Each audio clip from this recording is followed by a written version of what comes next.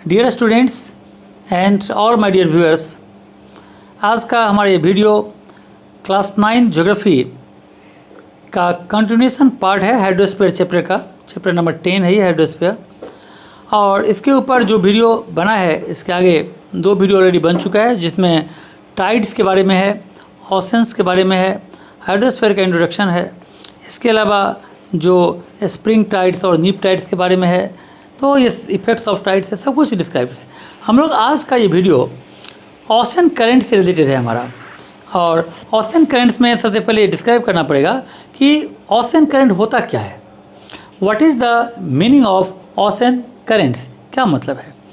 तो यहाँ पर हम लोग देखें कि regular movement of water, a regular movement of water from one part of the ocean to another, समुद्र के एक पार्ट से दूसरे पार्ट में जो वाटर का रेगुलर मूवमेंट होता है उसको हम ओशन करंट कहते हैं। अब ये ओशन करंट का रूल क्या है और ये किस आधार पर होता है, यानी समुद्र में हम देखते हैं कि वेव जो है एक तरफ से दूसरी तरफ जा रहा है, क्यों इस तरफ से उस तरफ जा रहा है, दूसरा तरफ क्यों नहीं जा रहा है। तो इन सारी चीज़ों को अगर हम देखें तो ये इसके पैटर्न को हम समझ सकते हैं, और इसका 2 कारण बहुत ही इंपॉर्टेंट है। पहला कारण हो सकता है प्रिवेलिंग विंड्स, हवा के कारण। जो हवा है, विंड जो होता है वो करंट को पुश करता है। And the shape and position of land masses, the depth of oceans also have some influence in producing ocean current. Depth का भी रोल है, लेकिन ऊपर में जो हवा चलती है, जिस तरफ हवा जाएगी समुद्र का पानी भी उसी तरफ जाएगा, यानी हवा का एक बहुत बड़ा इम्पैक्ट होता है, जिसकी वजह से ओशन करंट फ्लो होती है। दूसरा चीज़ यहाँ पर होता है variation in sea water temperature, समुद्र का पानी का टेम्परेचर कहाँ पर कितना ज़्यादा है।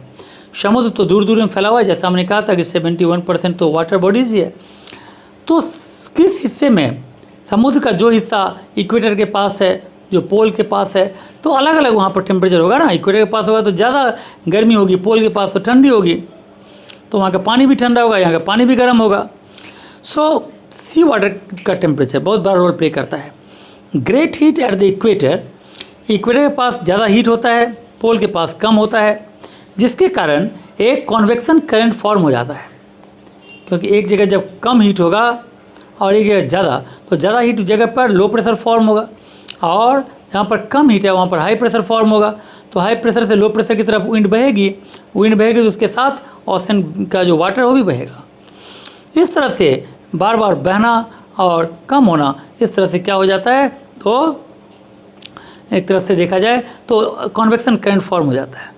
The water in the equatorial region gets heated, equatorial region का जो वाटर होता है वो हीटेड हो जाता है, गर्म हो जाता है, क्योंकि वहाँ पर सन आमतौर पर ओवरहेड होता है ये, और हीटेड होने के कारण वो लाइट हो जाता है towards the poles. On the other hand जो वाटर पोलर रीजन में है वो ठंडा है, ठंडा होने की वजह से वो हैवियर है, देयरफॉर वो सिंक कर जाता है।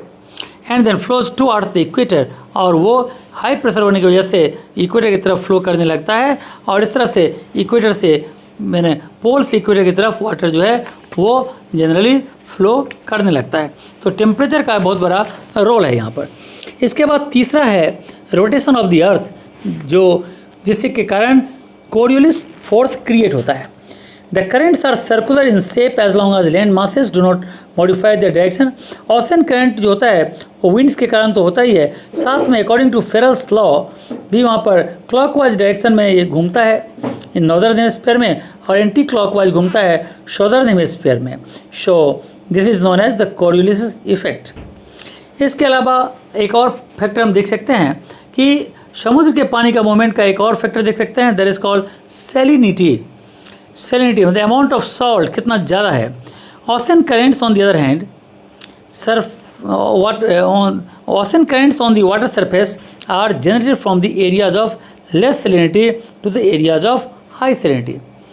कम salinity वाले एरिया से ज़्यादा salinity वाले एरिया में वाटर का मूवमेंट होगा because of the variation in the salinity, और इसी salinity के वेरिएशन के कारण खासतौर पर अटलांटिक ओशन और मेडिटेरियन ओशन में इस तरह का देखा जाता है। The ocean currents flows from the Atlantic ocean ocean current आमतौर पर अटलांटिक ओशन से मेडिटेरियन ओशन की तरफ फ्लो होता रहता है, तो ये हम लोग देखते हैं, and this is due to salinity. Other examples भी हम लोग को देख सकते हैं, और ये पाया जाता है सॉदर्न सी में, as also between Indian Ocean और रेड सी के बीच में भी इस तरह कंडीशन देखा जाता है। तो ये हमने देखा कि किस तरह से ओशन करंट जो है वो इन्फ्लुएंस्ड होता है और इसका मेन पैटर्न्स क्या है। तो इसके 4-5 फैक्टर्स हमने देखे कि ओशन करंट्स के का जो सर्कुलेशन है वो किस फैक्टर्स के आधार पर होता है। पहला फैक्टर क्या था? Prevailing winds.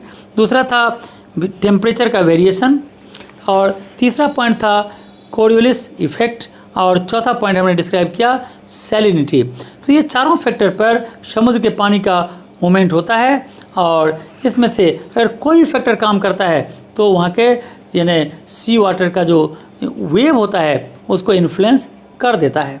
तो इस तरह से हमने इसको कंप्लीट किया है और इसको देखेंगे।